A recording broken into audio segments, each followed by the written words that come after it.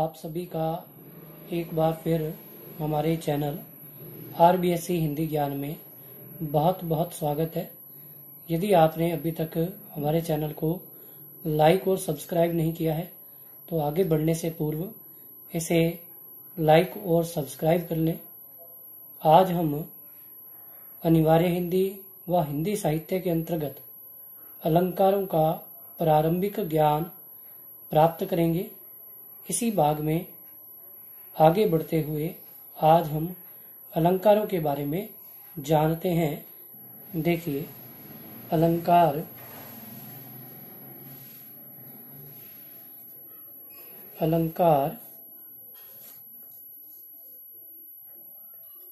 शब्द की रचना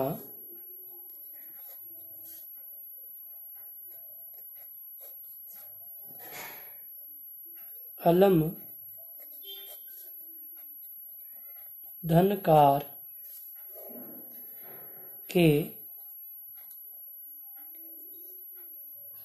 योग से हुई है।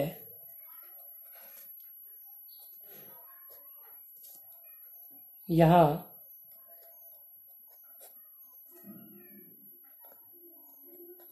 अलम का अर्थ शोभा व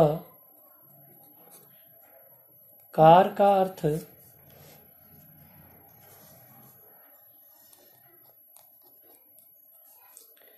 करने वाला है।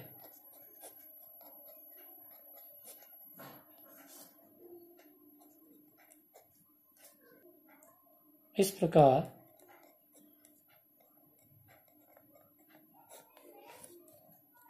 जो शोभा में वृद्धि करता है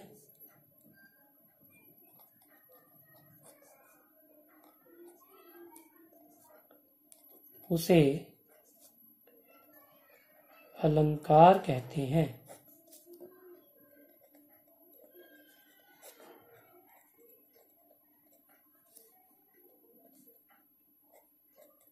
एक शब्द के रूप में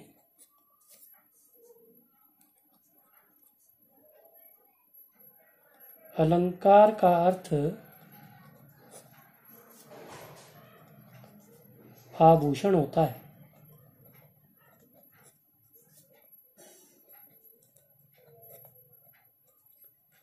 देखिए, ध्यान दीजिए, आप जिस कक्ष में बैठे हैं, मान लीजिए उस कक्ष में सभी सुविधाएं आपको प्राप्त ना हो तो आपका वहां बैठने का मन नहीं करेगा। उसी प्रकार वे सभी जो सुविधाएं हैं वे हमारे लिए एक प्रकार के आभूषण हैं, क्योंकि हमारे आनंद की अभिवृद्धि कर रही है। वो पंखा चल रहा है, अच्छी हवा दे रहा है, तो हम सुखद पूर्वक बैठे और सुख से ज्ञान प्राप्त कर रहे हैं, मनोरंजन कर रहे हैं अथवा अपना समय व्यतीत कर रहे हैं। इसी प्रकार देखिए, नारी जन्मजात सुंदर होती है, परंतु जब वह आभूषण धारण करती है तो उसकी शोभा में अभिवृद्धि हो जाती है। और धरती पर ही देख लीजिए, चारों ओर अगर हरियाली हो तो हमें हरियाली क्या करती है, अपनी ओर आकर्षित करती है। या राजस्थान का मौसम इतना आकर्षित नहीं करता, उसके विपरीत हरियाली ज्यादा आकर्षित करती है। चलिए इसी बात को हम थोड़ा लिख कर समझते हैं। देखिए,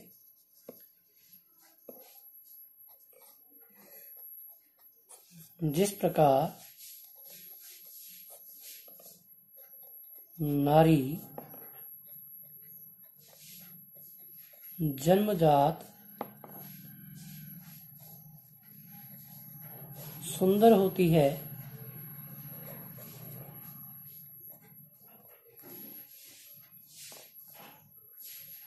परंतु जब वह आभूषण धारण करती है।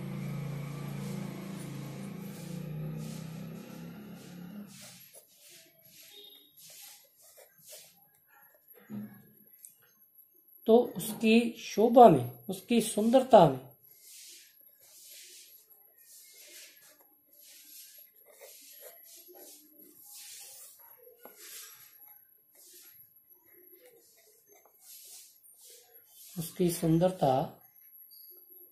में अभिवृद्धि हो जाती है।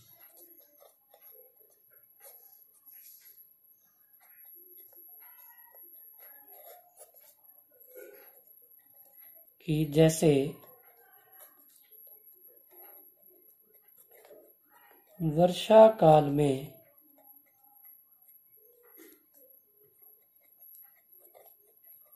वर्षा के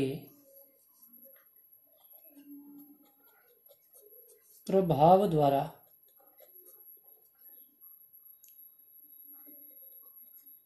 चारों ओर हरियाली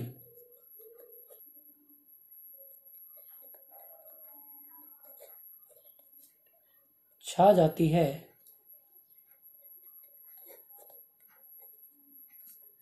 जिससे धरती सुंदर प्रतीत होती है।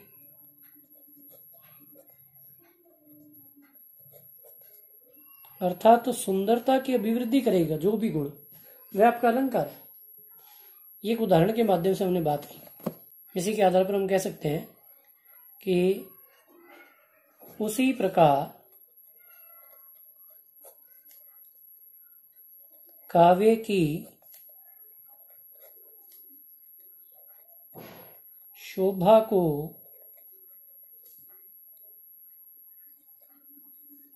बढ़ाने वाले धर्म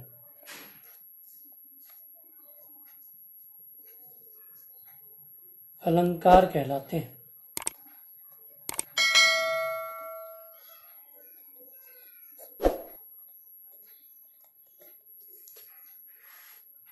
अलंकारों का वर्गीकरण देखते हैं।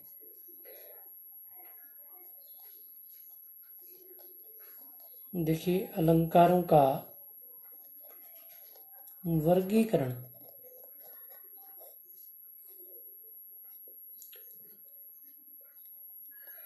अलंकारों को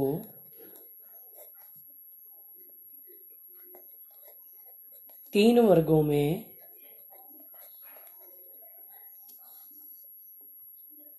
विभाजित किया जाता है। देखिए कौन कौन से हैं? शब्दालंकार है, अर्थालंकार है और उभयालंकार है। शब्दालंकार,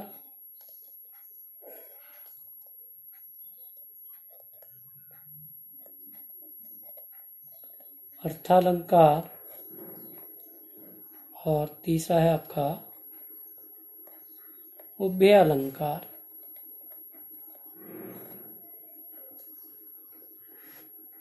देखिए शब्दालंकार की बात करते हैं हम। क्या होता है शब्दालंकार? देखिए जहां पर शब्दों के माध्यम से चमत्कार उत्पन्न करने का प्रयास किया जाता है उसको शब्दालंकार कहते हैं। देखिए परिभाषा लिखते हैं इसकी। जहां काव्य पंक्तियों में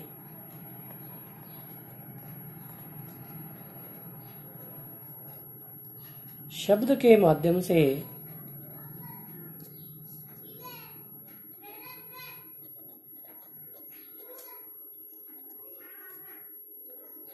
चमत्कार अथवा प्रभाव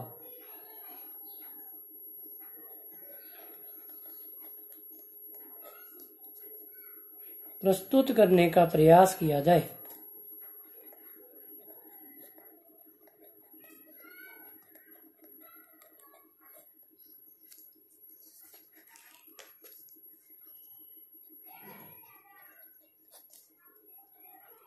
उसे शब्दालंकार कहते हैं।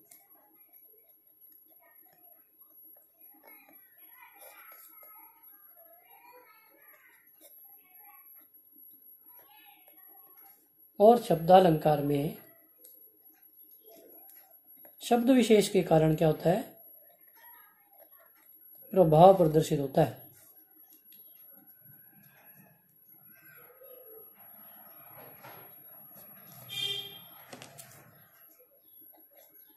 शब्द विशेष के कारण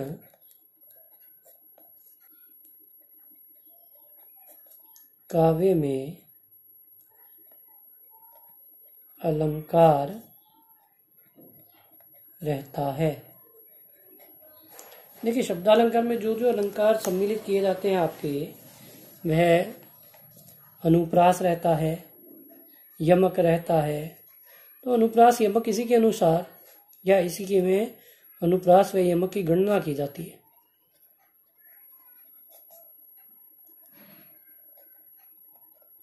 अनुप्रास यमक अलंकार की गणना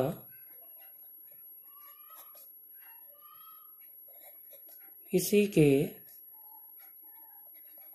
अंतर्गत की जाती है।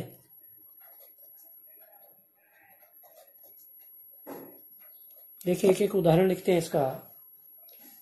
जैसे अनुप्रास का एक उदाहरण लिखें। हमने लिखा विरति, विवेक, विमल, विज्ञाना। देखिए, अनुप्रास में क्या होता है, अनुप्रास अलंकार में एक ही व्यंजन वर्ण की आवृत्ति पाई जाती है। देखिए, वह की आवृत्ति पाई जा रही है, तो यहाँ पर आपका अनुप्रास अलंकार। उसी प्रकार यमक अलंकार का भी एक उदाहरण लिखते हैं हम। जैसे तो पर वारों उर्वशी,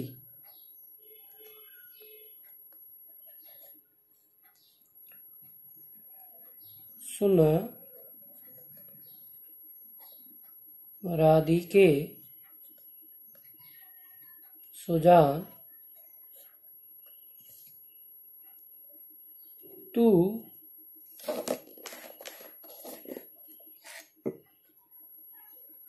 मोहन के उर्वशी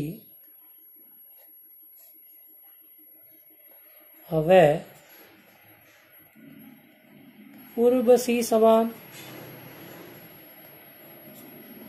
देखिए, यहाँ पर ये दोनों जो उर्वशी है, इसका अर्थ तो उर्वशी अप्सरा के लिए किया गया है, और यह जो उर्वशी शब्द है, इसका प्रयोग उर का अर्थ हृदय, तो हृदय में बसने वाली के लिए किया गया है। देखिए, यमक अलंकार कहाँ होता है, यमक अलंकार वहां होता है जहां एक ही शब्द की आवृत्ति पाई जाती है, परंतु शब्द का अर्थ प्रत्येक स्थान पर भिन्न भिन्न रहता है। अब यहाँ पर उसका अर्थ क्या है, भिन्न भिन्न है, इसलिए यमक अलंकार। अब देखिए अर्थालंकार।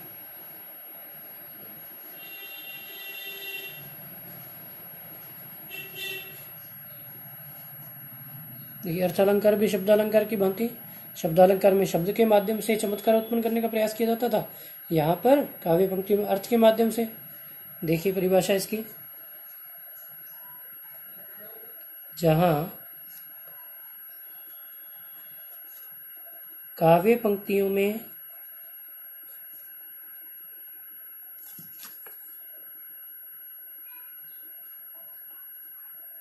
अर्थ के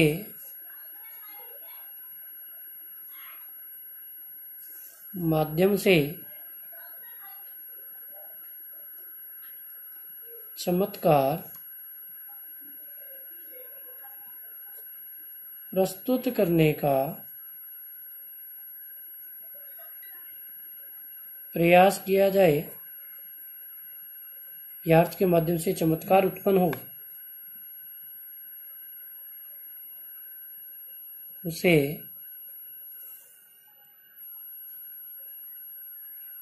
अर्थालंकार कहते हैं।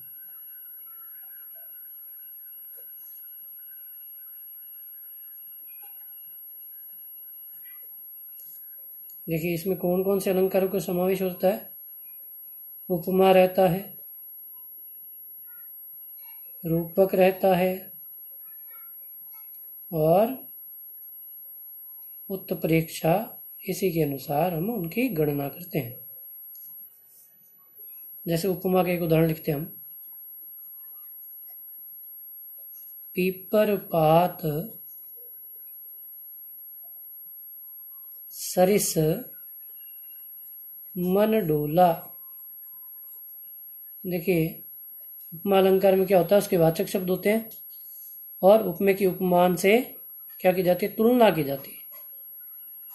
वहां पर आपका उपमा अलंकार होता है और वाचक शब्द रहते हैं सम, सरिस, सा, से, सी, ये उसके वाचक शब्द रहते हैं। जैसे यहाँ पर सरिस आया तो उसके माध्यम से हमें पता चल जाता है कि कौन सा अलंकार है। देखिए एक रूपक का उदाहरण भी लिखते हैं। ऊधो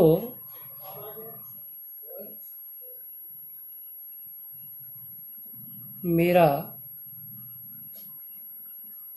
हृदय तल था एक उद्यान न्यारा। देखिए यहाँ पर हृदय तल को क्या मान लिया गया, उद्यान मान लिया गया, इसलिए यहाँ पर रूपक अलंकार है। हृदय तल को उद्यान बताया गया है। इसी प्रकार आपका एक वर्गीकरण में अन्य भेद है उभय अलंकार का।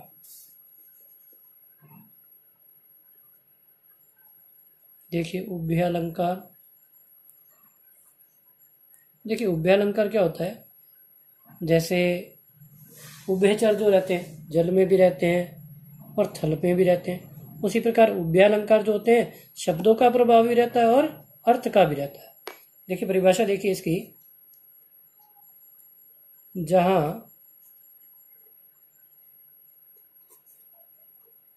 काव्य पंक्तियों में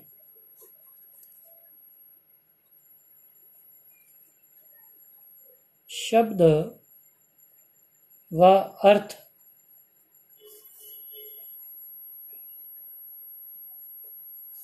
दोनों के माध्यम से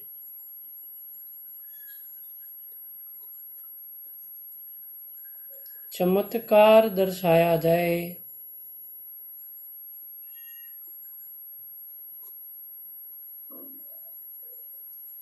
उसे उभय अलंकार कहते हैं। देखिए इसके अंतर्गत श्लेष अलंकार का या श्लेष अलंकार की गणना की जाती है और फिर वक्रोक्ति अलंकार की गणना की जाती है। श्लेष और वक्रोक्ति। देखिए श्लेष अलंकार का एक उदाहरण लिखते हैं कि मधुबन की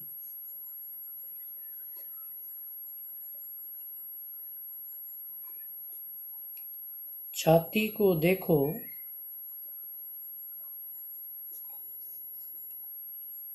सूखी कितनी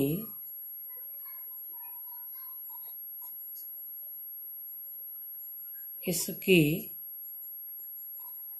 कलियां। देखिए यहाँ पर देखिए श्लेष अलंकार में क्या होता है कि एक ही शब्द के एक से अधिक अर्थ प्रयुक्त होते हैं, वहां श्लेष अलंकार होता है। जैसे यहाँ मधुबन का अर्थ उद्यान भी है और यौवनावस्था भी है, यौवन भी है, और कलियों का अर्थ पुष्प की कलियां भी हैं, हमारे मन की जो आशाएं हैं वे भी हैं। आशा करता हूं कि वर्गीकरण तक आपको भली भांति समझ में आ गया होगा। धन्यवाद।